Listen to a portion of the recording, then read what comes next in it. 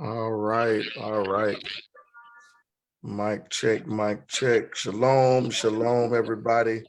Shalom. Mic check, mic check. Just run a mic check, make sure everybody can hear me and I can hear myself. All right. Hey, put a 1 in the chat if you can hear me. We're live on Facebook.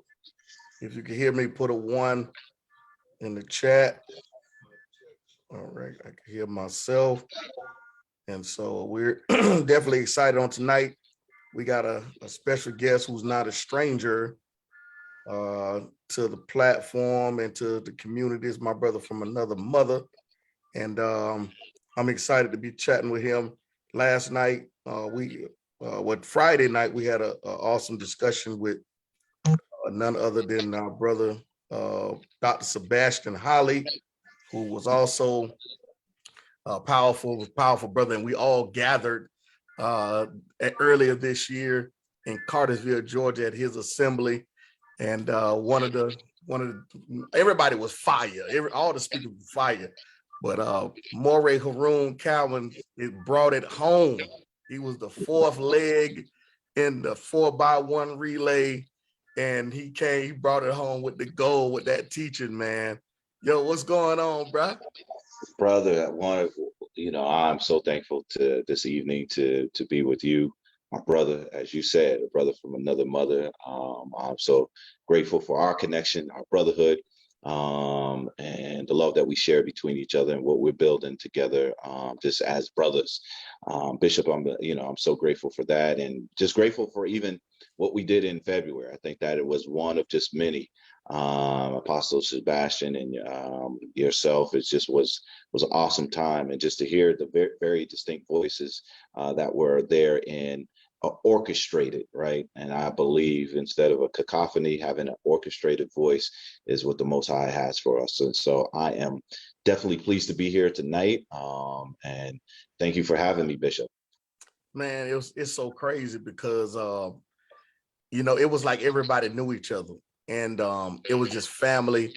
And I tell people all the time, if you miss what went down here in Cartersville, you missed the treat.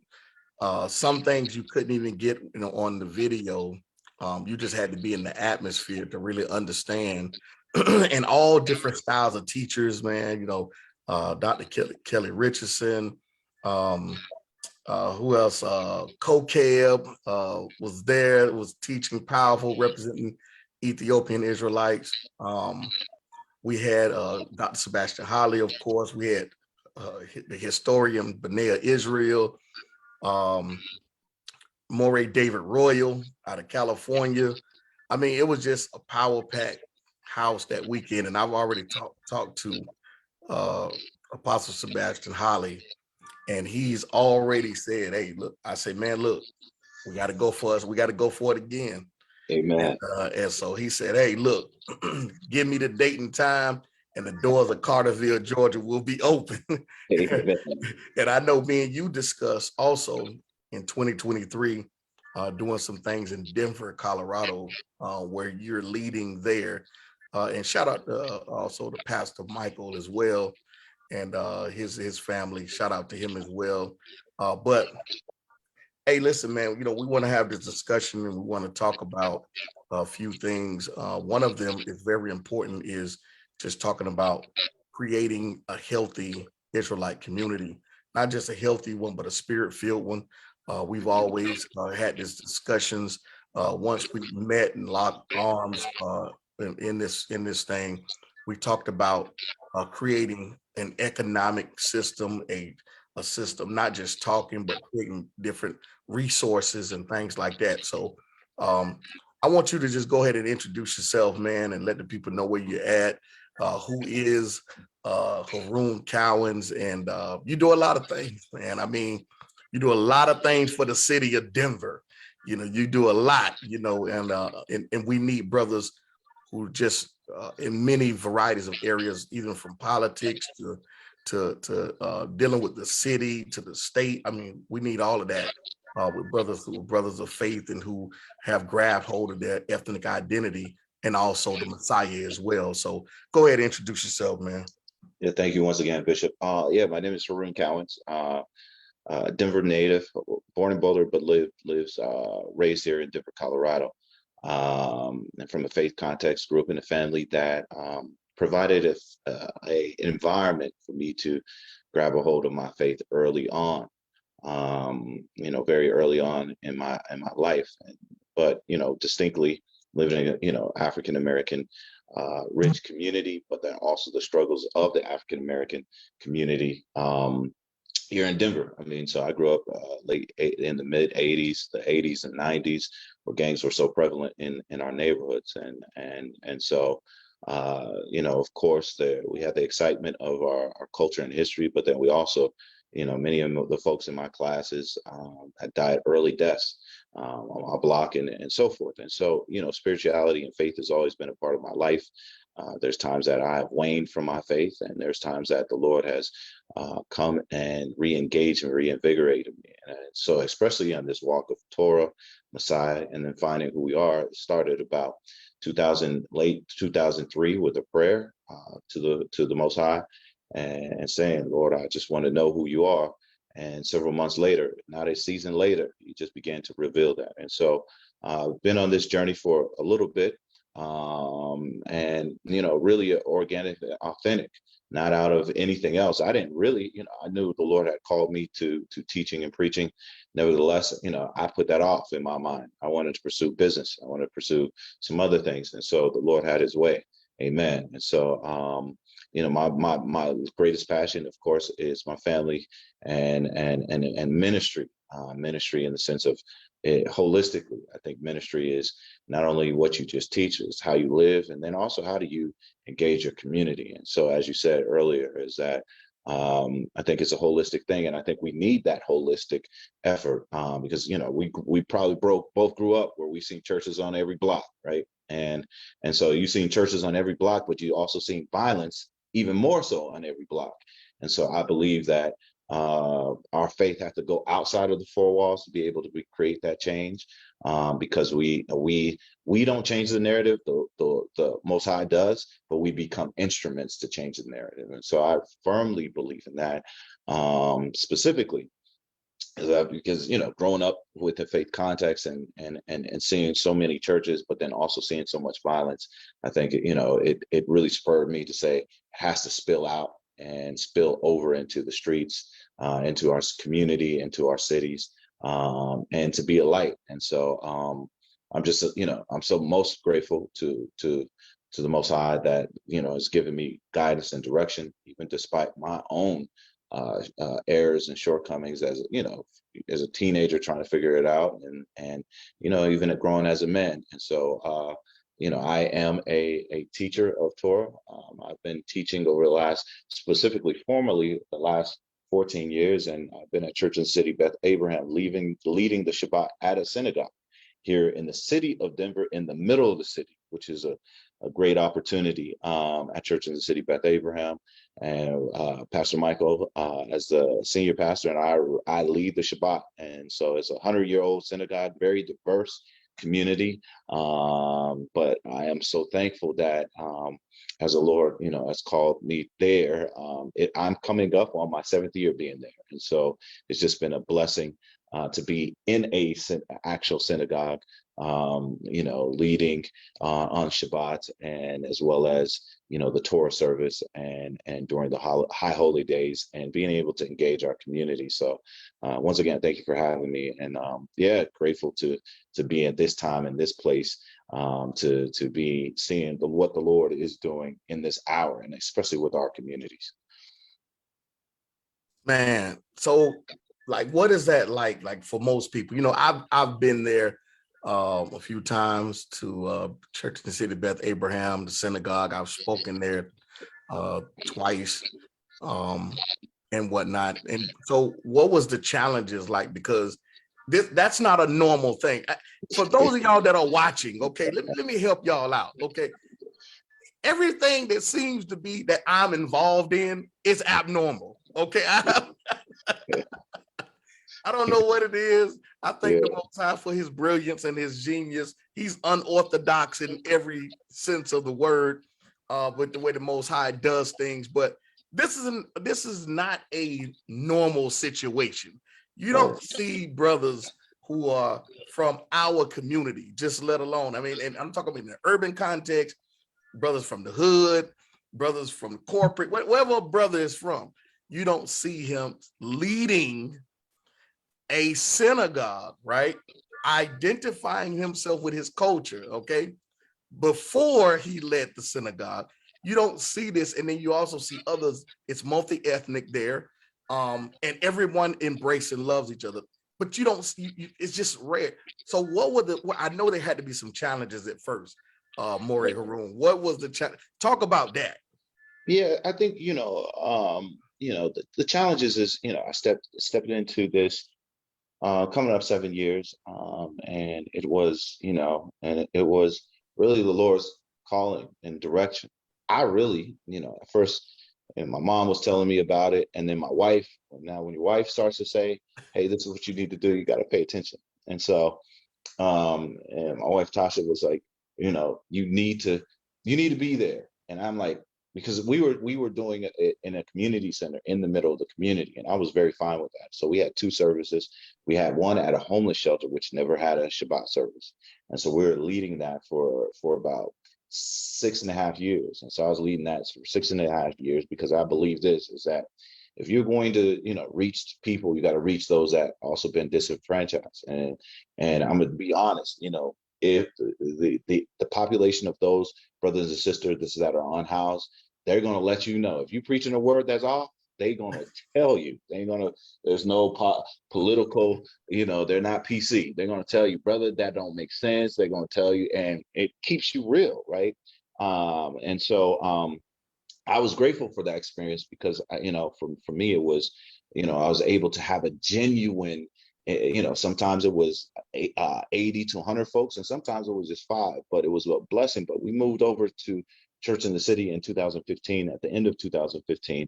And I think the challenge was more so is, there was a previous pastor there, and there was a previous ministry there. And of course, there was some departure there. And so I think that was there was some uneasiness with that. And then, of course, culturally, I mean, there was a lot of things in the first 2 years that, I had to face, in the sense of people becoming culturally competent.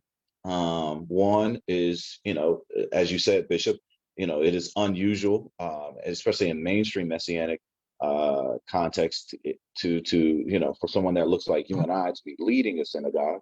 And then too, I was a bit younger, and so our congregation also has some elders. And so there's two things. Even a sister told me just the other day, she was like, man, I had a little bit of challenges just accepting you as my pastor, but I accept you now as my pastor. And so, I think it was the elder, it was a more, because we were more mature in the elderly, and as well as more diverse, and from a context of me being quote unquote a Black man in the middle of the city at a 100-year-old synagogue. And so I think some of those things were a big adjustment to people. And sometimes, I'm gonna be honest, Bishop, I'm going to bring up some stuff at the end of the day that might be controversial to folks, right? And so, but the congregation, there's some people, would tell me, and some folks did leave just because of those things. And over the years, it's just, you have to be confident in what the Most High is calling you to. And but there is also the cultural awareness of one is, are you qualified to even teach me, right? So that was number one. Number two, are you old enough to teach me? And then number three, the big thing, the elephant in the room that's always in the room, you're Black, right? And so sometimes those things, whether they're overt or covert, but I thank God for, I thank the Most High for, Pastor Michael, Pastor Brenda, who, if it's coming from leadership that is very engaged and very supportive, then all the other stuff don't even matter. And so I'm so grateful for them and their not only support, but also just being able, giving me some autonomy to and some freedom in the sense of that space. And so it's been a beautiful thing. And we just had a wonderful, I would say our best, our greatest Yom Teruah, Rosh Hashanah celebration this last weekend. It was just almost a culmination of my 7th time doing it. And so, yeah, there's there's always going to be challenges, but at the end of the day, we welcome the things that the Most High puts in front of us for the sake of the kingdom. And so I'm eternally grateful, but I'm also aware. So like, how does the dynamics of this kind of work? So, and I'm asking these questions, y'all, not because I don't know them. I'm just doing this for you guys as the audience who are new and who are watching this for the YouTube community as well as Facebook and everywhere else. So, Pastor Michael's Jewish, and that's correct? Correct, he is, yes. Okay, so Pastor Michael is the senior pastor of the synagogue. He's Jewish. Okay, you are leading the Shabbat. I am. On Saturday. Amen. As a brother. As a brother. Pastor Michael is leading first day of the week, Sunday, as a Jewish man. Right. This is great. This don't make sense to people. Okay, right. This don't make, they would expect it to be the other way around. That the black man would be doing Sunday and then the white guy will be doing Saturday or whatnot. So how does that work? Like, what's the dynamics of that and everything that goes on at church in the city? Yeah, I think number one is, and what I've come to know is, even when I was at the and I'll kind of digress and then and answer the question. When I came to church in the city, it came through. I visited there 9 years ago. Church in the City has been there for almost 30. As we just celebrated 30 years, just last December, and I think 30 years truly was last September. For 30 years, this ministry has been in the middle of the city, and it came to really, as in the heart of the city, to engage with those that have been disenfranchised, discouraged, and economically and socially, right? And very much some of those populations of unhoused, some of the populations that have been just disenfranchised. And it started out as a very mixed congregation. In my 20s, they used to have a basketball court across the street. And so I played at the church in the city, but I never came. But they moved back in 2009 through the vision of Pastor Michael and Pastor Brenda. They were able to acquire one of the oldest synagogues in the city of Denver, and they rehabbed it, and it was just a miracle. That story in itself was a miracle. And so over time, they've always had this heart for, of course, the city, people disenfranchised, but also Pastor Michael was doing Erev Shabbat services there at Church in the City. And so it's grown as they moved over. So as you've seen, Bishop, the synagogue is a synagogue. There's Torah on the windows. It didn't get reclaimed as a quote unquote church. It got reclaimed as a synagogue. Yeah. And the decor, the design, under their leadership, it's just a beautiful. And so they also launched a Shabbat ministry there. And so their heart was for the city, but their heart also was reclaiming the foundations of the faith. And so that was in 2008, 2009, and they were always doing Passover. And so that's how it started. And so, then they also had another individual that was leading, another family that was leading their Shabbats. And so they've always had this heart for, of course, Pastor Michael being Jewish, of course, knowing the Jewish Messiah, knowing the Messiah who is from Israel, the son of Israel, and the son of David, right? But the root and son of David. And so it was very important that context was being shared. And so when I came in, that's my, I came from Sunday church, but I've been, of course, a Shabbat keeper. And so Pastor Michael was just like, I see what your heart is for the Shabbat and for the heritage. And he and I had, even the beginning conversation of, I know who I am as well, right? Oh, I know that was an interesting conversation, huh? Yeah, just because I think you have to be honest, and That's right. and Yeah. and you can't come with hiding something. And then so here you are, and no, Yeah. this is let me be authentic and real. I know who I am, as a seed of Israel, Yeah. both spiritually on the inward man, but also by blood. And so Hey, it was very, Moreh, lift your camera up a little bit. Your head kind of cut off a little bit. There yeah. you So go. I'm Right sorry. there. Thank Right you. there. That's The perfect. sun is shining. The sun is setting here in Denver, and now the sun's coming in my windows. I'm sorry about that. But That's perfect. it was very important that we had the challenging discussions in the beginning, just my view, his views, but I also seen their heart, and our hearts were similar to the Yeah. very much the centrality of feeding and shepherding those that have been lost at the core. And Church in the City, Beth Abraham, feeds the homeless, has so many initiatives to the unhoused, and so many initiatives to those that for school age kids. Also, we're just directly across the street from one of the largest high schools in Denver. There's about 3,000 kids, and so also to the youth. And so I think all those things bode well with me, and my view of ministry, and then also our hearts succinctly connected on rediscovering the foundations of our faith through the Torah, the Messiah, the holidays, and knowing the Sabbath is the Sabbath, that has not been replaced. And so that was very key for me, but also something that is on the heart of Pastor Michael and Pastor Brendan.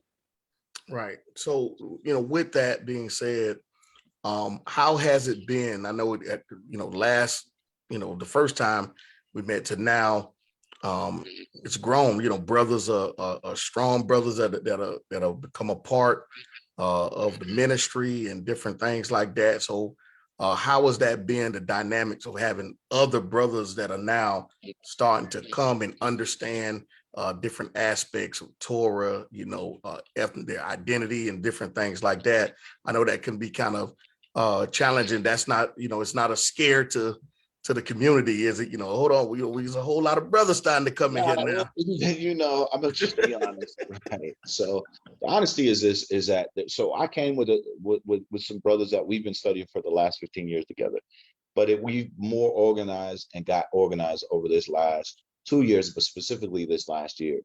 And matter of fact, I posted a picture. I posted a picture, and somebody commented on their picture. I don't even respond to foolishness. Is somebody posted, and it was from the congregation, saying, "Well, why is there so many black brothers?" Right, basically.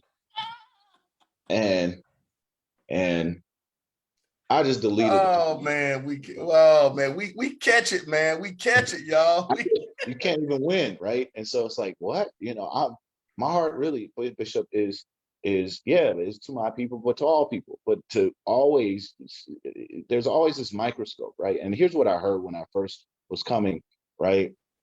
One person was like, "Oh, he's gonna change it to an all black church," right? So that's what the first thing was, like, "Oh, he's gonna change all the music. He's gonna change this and he's gonna change that." And it's like, so because people all, and it's and inherently, right? We almost, and this is just from faith or even business, because I'm a business person as well. You almost have to deconstruct the fears people have almost all the time, right? I Wow. have to deconstruct in the first 2 minutes and give people the caution, and at the end of the day, I stopped doing that. But Right. inherently, it's almost there. Like, oh, I'm not here to do this, and at this point in my life, I'm old enough to know better. Is that I'm not here to deconstruct to make somebody feel more comfortable about the call that is upon us, and especially in this hour. And so that picture just reflected to me, it was that a lot, because it was young brothers. I mean, we have a mentorship, we have a leadership of a group of about 15 men, and they happen to be look just like you and I, Bishop Brown. But Yeah. I'm not going to apologize for that, for what God is doing, right? I'm not going to be apologetic when the Most High is gathering and doing his work. And sometimes people get uncomfortable. Like, say, for instance, and the crazy thing is this, is that we have been comfortable in seeing visual images, and at least, especially here in Denver, that don't look like us, right? Visually, in the spiritual context. And no one came to us and said, wow, there's a misrepresentation. And so for me, conversely, on the other side of it is, I'm not going to apologize. But we do get some of that. I mean, I've had several, in which I won't get into, but several conversations of folks that were part of the community that had a problem if I spoke about our heritage and our people, if I just the visuality. And so at the end of the day, it is challenging, I think, to mainstream, and I'll just be honest, some, and and I won't say all, but some in the Messianic broader community, when we show up and it's either you're dismissed or being dismissive or illegitimized in some way. And so my thing is, I'm so glad we have some brothers and sisters, and especially these brothers that are going to stand up strong despite those things that we may receive, just because we are standing in our faith, and we may look different than many of the people that may even be a part of congregations or even our city. Right. So over a period of time, I guess things have kind of, it's the mindset of, okay, we don't trust you just yet. We're going to watch you and see. And then some get aboard and some don't, so for what I'm grasping is, you can't worry about or try to prove to someone that you're safe. Yeah. Per se. Yeah. Yeah, I think that's always destructive. Like, I didn't mention before, but I'm a commercial real estate developer. And sometimes, like, I was at a conference this last week, and sometimes you're the only one. And sometimes it's always this idea of, how do I deconstruct your fear of me? I'm not interested in deconstructing anything. If you're uncomfortable with it, that's not my issue.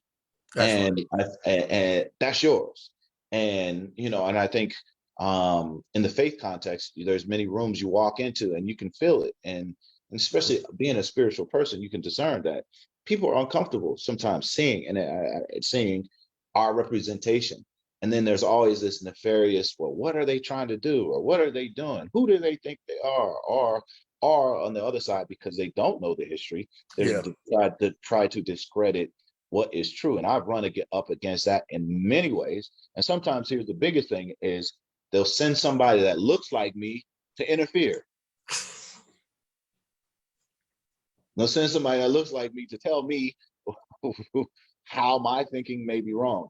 And one time, I won't, I'll just say this, is I had came with 5 books, real scholarship books, to say, tell me how's this wrong, right? Because if I go from the scriptures, you're saying that's my interpretation.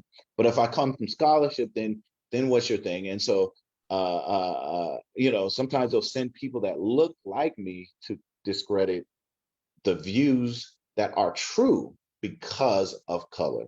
And I'm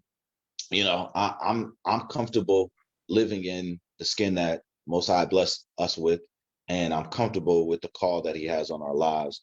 And regardless if people are comfortable or not, I'm in a place of life that we're going to stand, and we're going to stand strong, because it's time out for trying to scrunch down to fit somebody else's comfortability. And that shouldn't be our aim.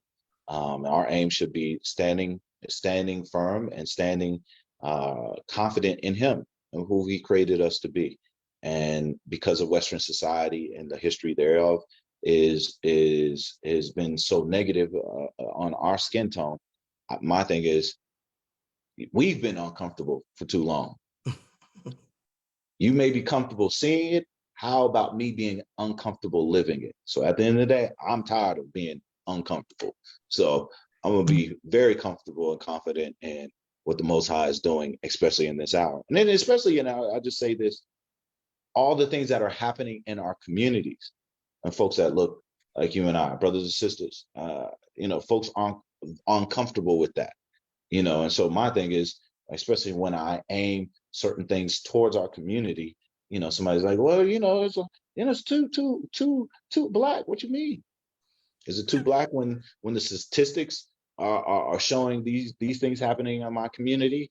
You're not there. You're not there in my community when the shootings happens. You're not there when I see dead bodies there. So at the end of the day, that's what's uncomfortable to me, because people that do look like me, there is no one else showing up but us. And so at the end of the day, keep being uncomfortable. And I tell anybody that disagrees with, keep being uncomfortable, because you're going to get used to seeing us.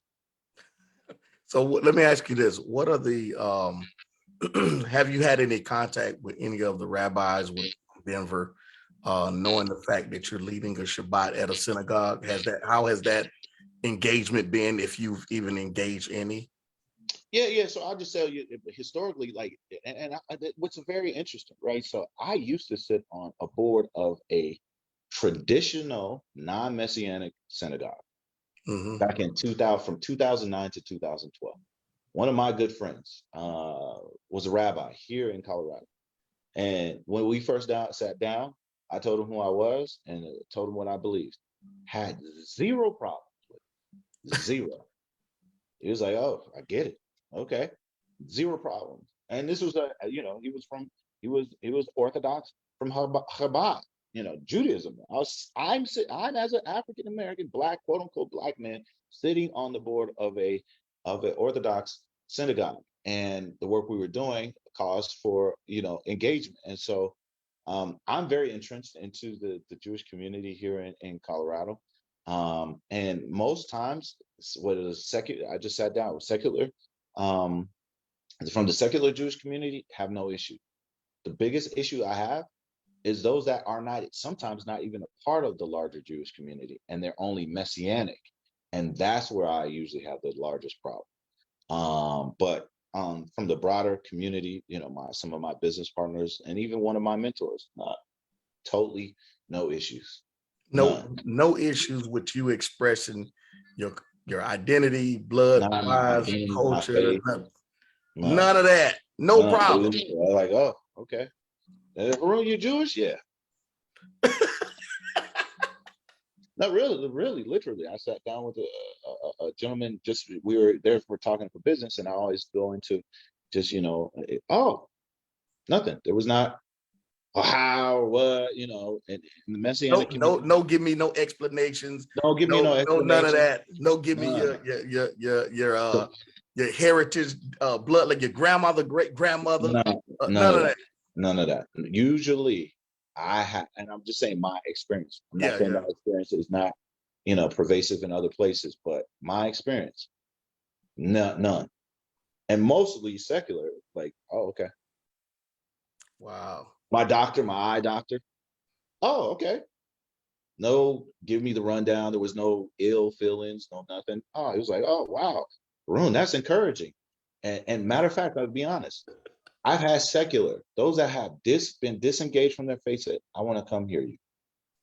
What?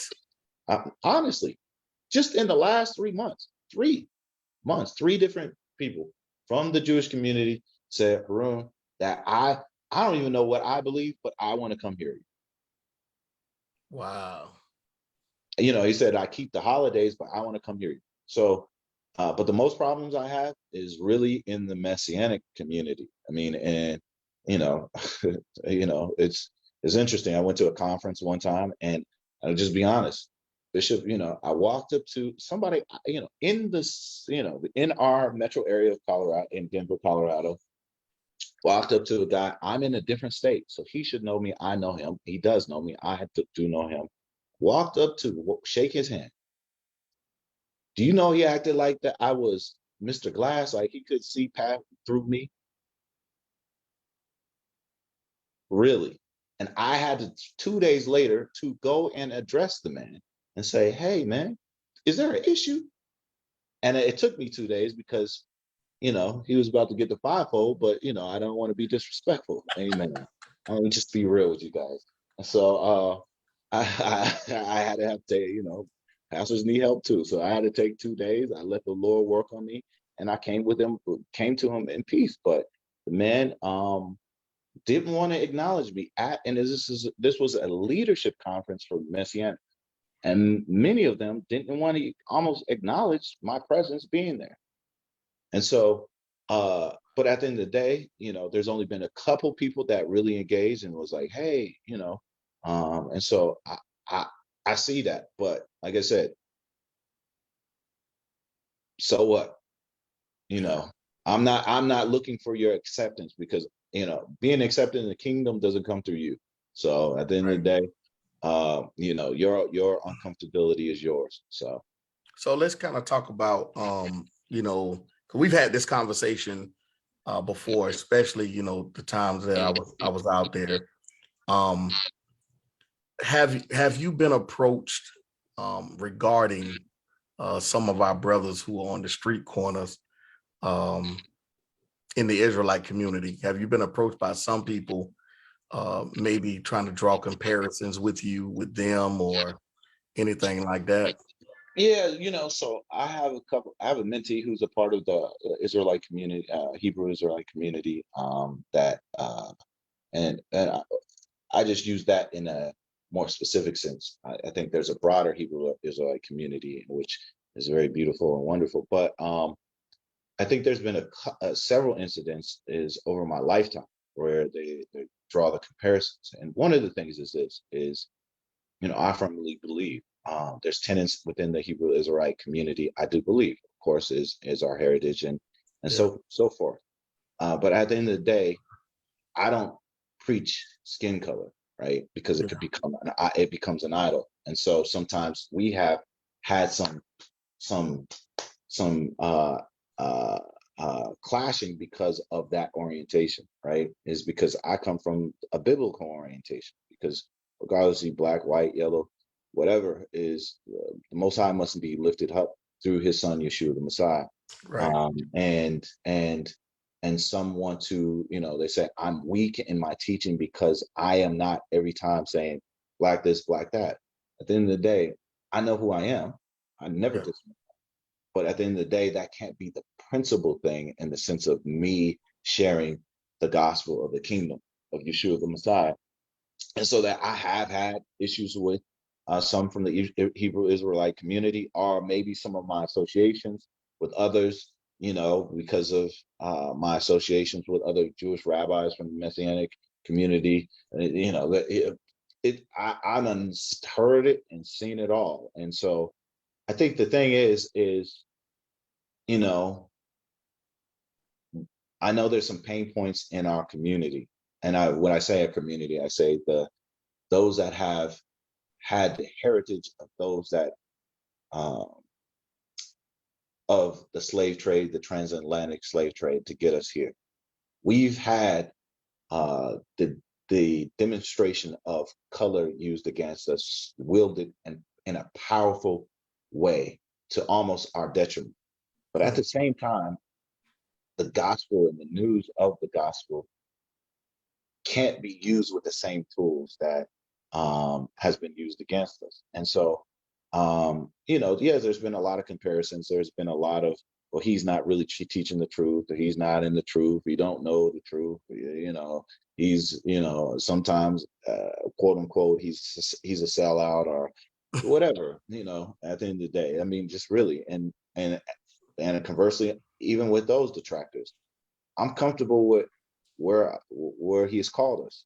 And there's always going to be a lot of hate, and some of it is going to sometimes it's refinement. But at the end of the day, I've had a lot of challenges because and I've had some brothers I walked to, they were in my neighborhood and they were on the street corners, and and they wanted to engage. And I I expressed to them, I said, your entrance into the kingdom, because this small sect, which I'm not ascribing to all the sects, but this small sect was like, well, everybody that is this color is going to hell by merit of the color of their skin.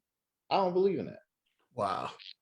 And and they wanted to engage, and even when I've been other places, and they have their Bible, and I bring the scriptures. I tell them turn to the scriptures, and I've been cussed out to my face because I'm like, brothers, it's not the gospel. And so I think we just live in an interesting time. I think we live in a time where there is a convergence of two things: is that there's folks that that do know, especially specific to our communities, that do, and this is getting out, and nothing can stop that. And it's a powerful thing. And I give shout outs to Wentworth A. Matthew, who was one of the founding fathers of some of the offshoots of the Hebrew Israelite communities. There's a departure through some of them to his principal tenets, but the commandment keepers and many of those, right? I shout out to them because they were in a time that this information was not privy to everyone, right? And this is in the 1920s, before even the creation of the modern state of Israel. And so you got to ask yourself, why did they believe with such conviction? There had to be something more, because sometimes people nefariously interject that these individuals were after something else, but they were after the truth. But I think now that the truth is getting out, it has to be stewarded and wielded in a way that is going to be empowering, but is also not a departure from the heart of the gospel. And for me, is regardless, I don't want my flesh to be lifted up in a way. And what I mean by flesh is that sometimes the carnality, or also the conceit of being a Israelite, and then skin color becomes the primary thing, that some people don't even live a free life and allow the Most High to deliver them from some of the things that have caused us to go into bondage. And and I think that's where me and some camps have a departure, because it's like, if you become aware of who you are, but you don't live a lifestyle that is also freeing, and what good is knowing who you are if it doesn't lead you to the freedom in the Most High? And so anyway, I think there's been a lot of challenges, but at the end of the day, I think some of it has been ignorance, some of it is people have their own issues, and some of it is power and control, and some of it is some people are going to come alongside, and we're going to work together. There's no hate from me at all from any of them, but there is a departure from my view in the sense of how the gospel is being articulated to our people. So yeah, so I definitely, and I'll put this out. Well, I asked this question and put it out there because it is public record. I know you posted it on your timeline and things like that. There was something that you recently did a couple of, I think it was maybe a few months ago. I think it was an article, something that you have been working on for a while that got accomplished. I think it was maybe dealing with the governor of Colorado or something like that was accomplished. You share that, because it was public. You posted it, so share that accomplishment, man. Yeah. So I think that if we're going to bring a light to our city, we got to do it in cities and communities. We got to do it in a multiplicity of ways. And I believe he's given us skills and talents and gifts that also are to the enhancement of our communities in which we live, and as well as the rest of the communities out there. And so what what we were able to accomplish over the last several years. So my business partner has been researching how do we create pathways to not only home ownership but affordability in our city. So the city of Denver, I would just say this: in the last 7 years, the housing has doubled in the last 7 years, and 50% of that came in the last 2 years. So a house that used to be cost $300,000 a year, $1,000, now it's $600,000, $700,000. And so communities of that historically were also African American, like the community I live in, went from being 60% quote unquote African American to now less than 20%, right? Wow. Right. And so because of of course the G word, gentrification, right?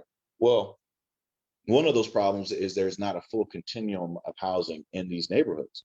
You had one part that had Section 8 housing, and then the rest is just market rate. And so that market rate housing that's doubled, and within that same community, on that same block, a block in one block, you could see Section 8, and then every house thereafter is $1 million, $1.2 million, $1.4 million, $1.6 million. This is honest. And so what we were able to do is in this last year to introduce into legislation a middle income housing bill, because we know, of course, there is some tension for those that are in 50% and under area median income.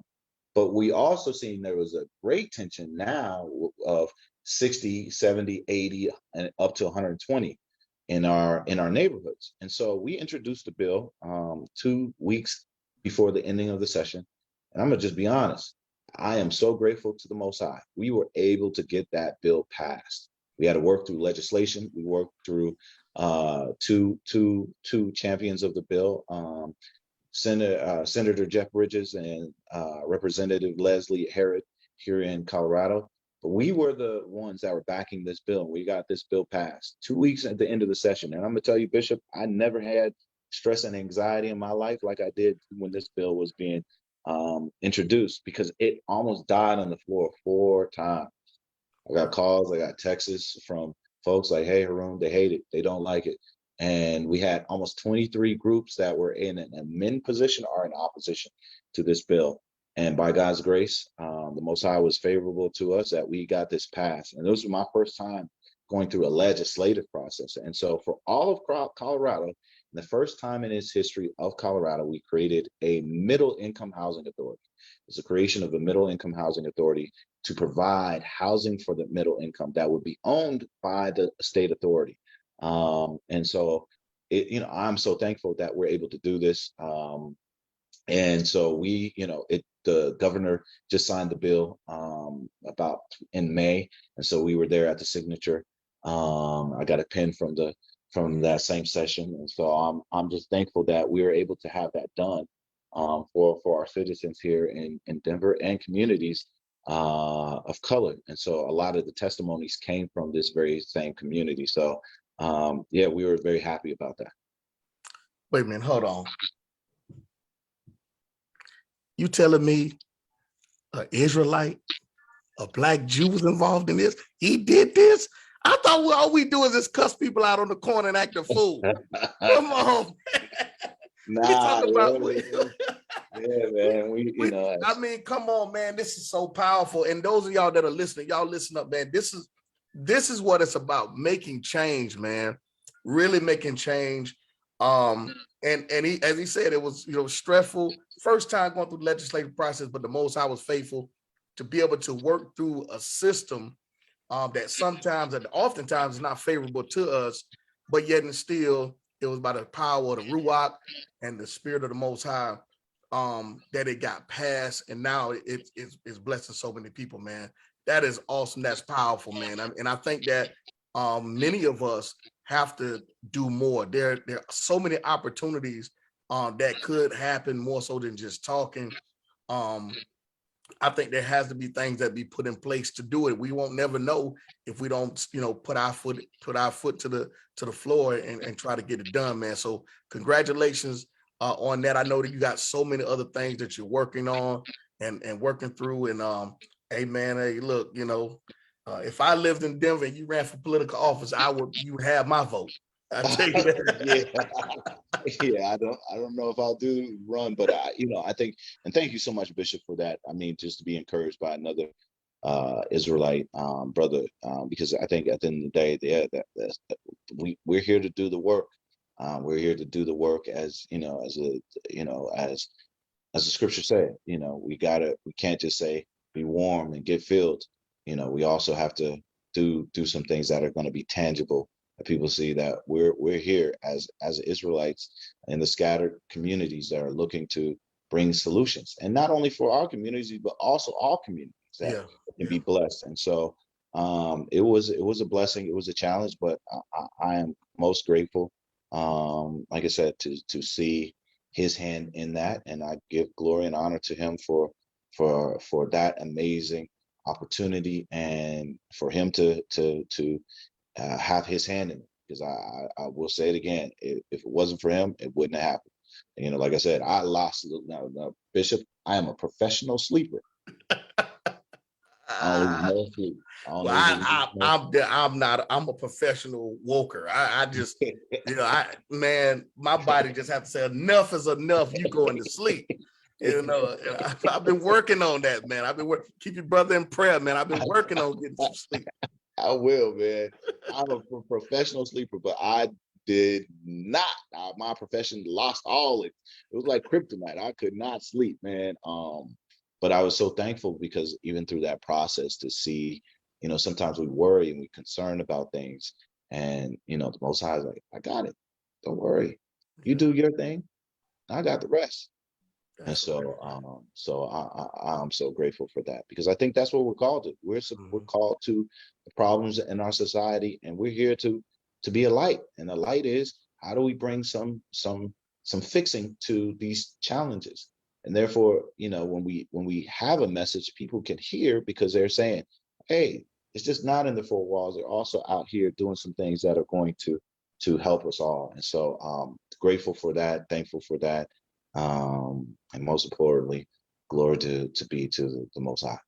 Yeah, I also too, man, I want to talk about, before we definitely get out of here, want to talk about, we've had several conversations about creating a unification, a united front, with dealing with different aspects of resources and things like that for the community. Because as you know, brothers, they hear you talking and things like that. But, we have a lack of resources in our community, and we want to be able to help provide for those type of people and whatnot and things like that. So share with, the importance of creating even, a healthy Israelite community that will bring, resources and things like that for people who need them, especially specifically in our community.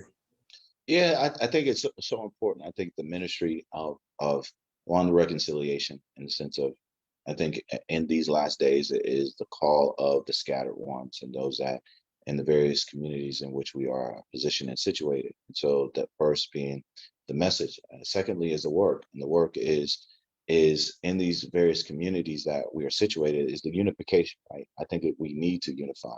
What I mean by unification is having some consistency, but also having some resources that can be shared amongst each other, because I think that is so healthy and important. And when I say resources, I mean there's brothers and sisters that are excellent in the area of counseling, right? Because there's some emotional things that we have all gone through, and people say, well, I have the Most High, but he's also giving you brothers and sisters to help you walk through some of the things that I've gone through. And I think it's very healthy for us to equip ourselves with those that are in our communities that understand and that can sit with folks and be able to help them walk through, because counseling is not somebody's going to solve your problem, but they'll walk you through and walk with you through those things. So I think counseling is one of those biggest things is, for us in our various communities.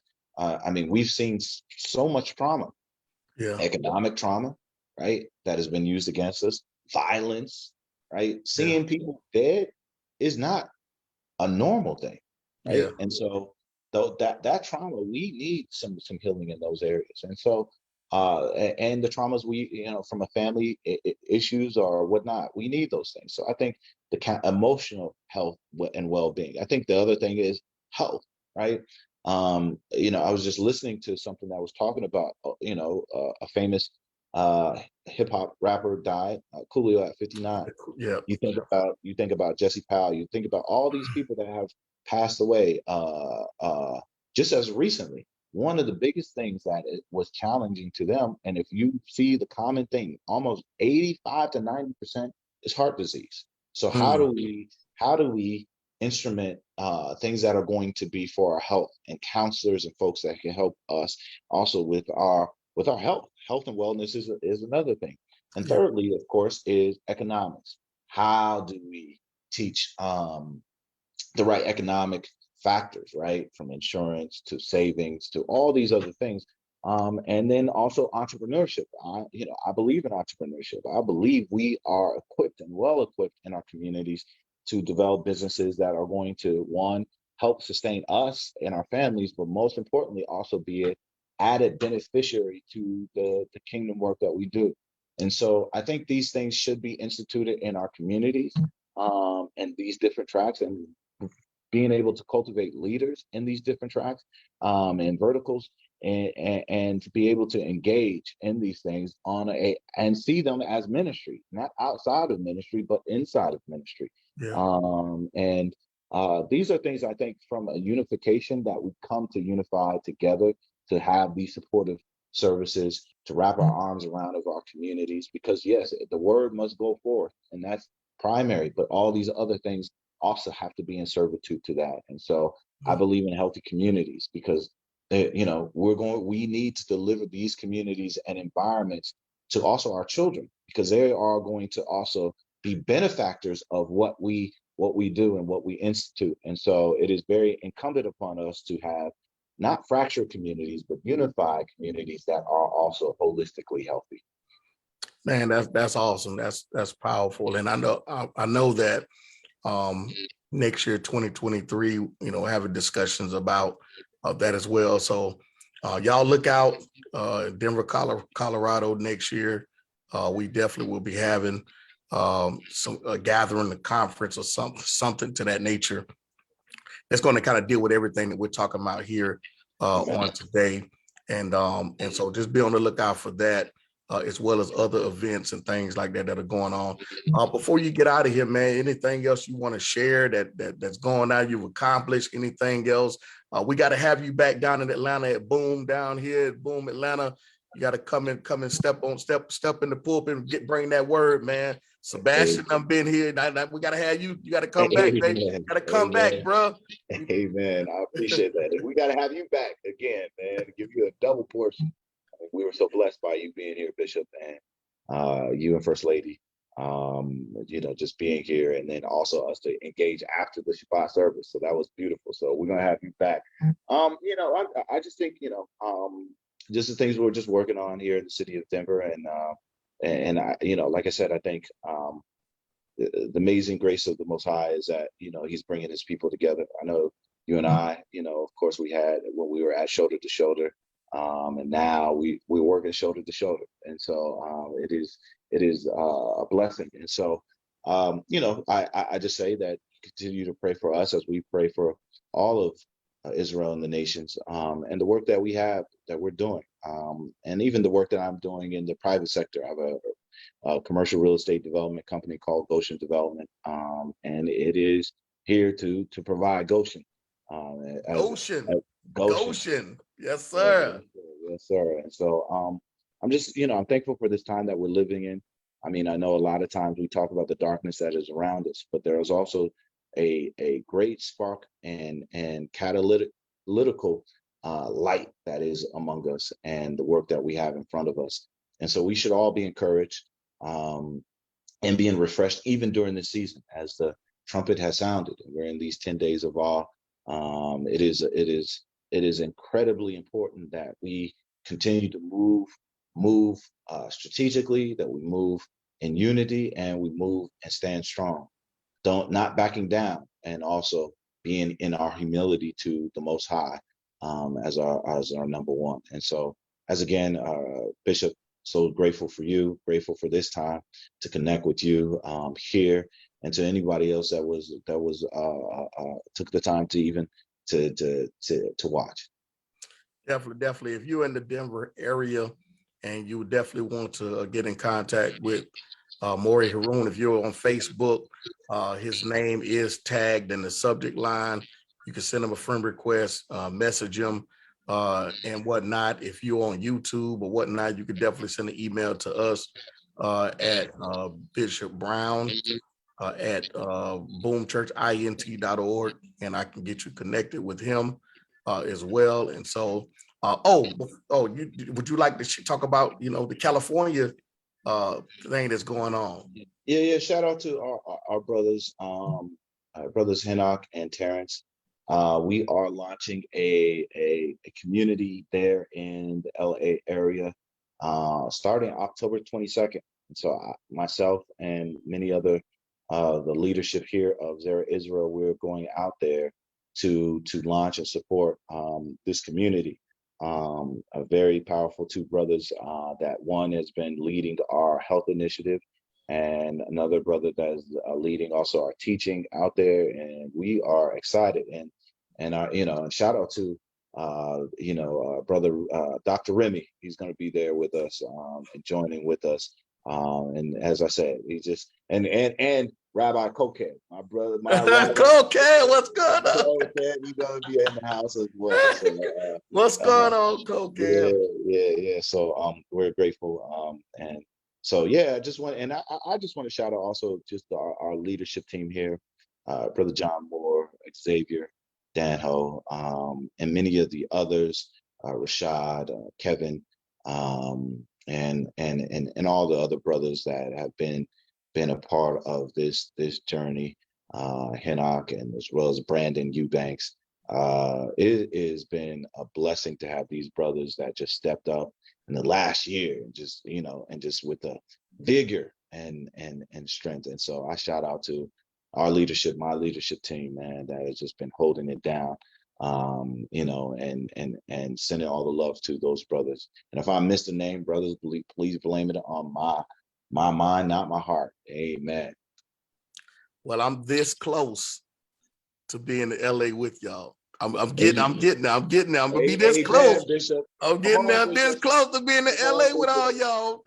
Amen. Y'all know if my schedule open up, I don't mind getting on a bird. I would jump on that bird and we want to see you, brother. We want to see you. Be with the brothers, man. That would be powerful.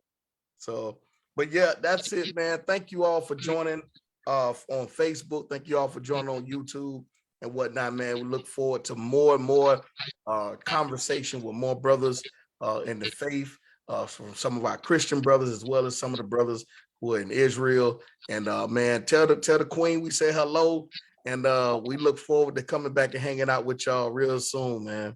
We'll do. Yeah, shout out to Tasha and First Lady Emma. Tell her we say hello. So send her love.